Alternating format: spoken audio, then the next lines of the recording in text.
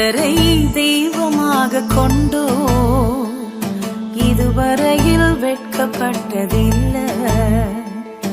அவரையே ஆதரவாய் கொண்டோ நடுவழியில் நின்று போவதில்லை.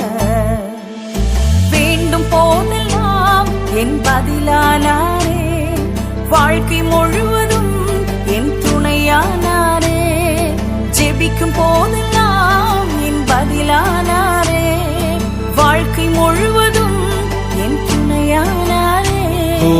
ஆராதிப்போமே அவரை முழுமனதா